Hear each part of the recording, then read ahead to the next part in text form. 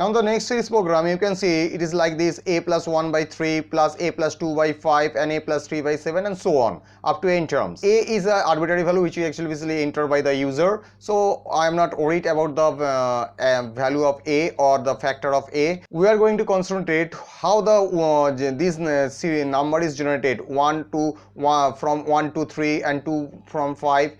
Basically, if I am just focus on the above portion, that is 1 2 3, so value is basically increased by 1. So if the upper portion value is multiplied by 2, suppose x equals to 1 and then the y equals to, suppose, multiplied by 2, so x into 2.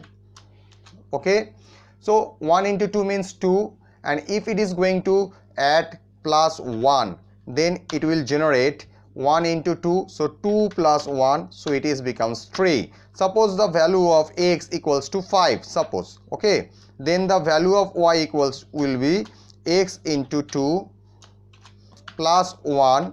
Now the value of x is 5, so 5 into 2 plus 1, so then it becomes 10 plus 1 and it becomes 11. Okay, so in this way this series actually basically perform. You can see if 3 is multiplied by 2, so it becomes 6, and then going to add 1, then the 7 will generate. Okay, so you can see I have already taken the number of terms in the variable n and the value of a is taken in the variable a. Now I am going to do the process of sum plus equals to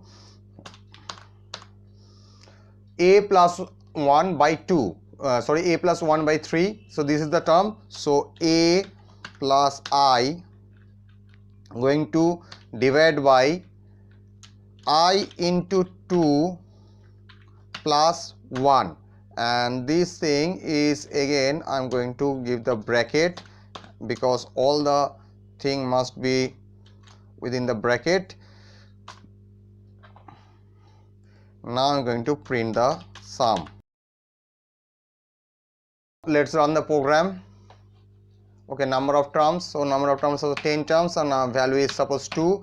Then you can see sum is 1. Okay, now I am going to run the program again and enter the number of terms, suppose 15 terms, and enter the value of a is 5, then the sum is 5. Okay, so in this way this series program is basically solved.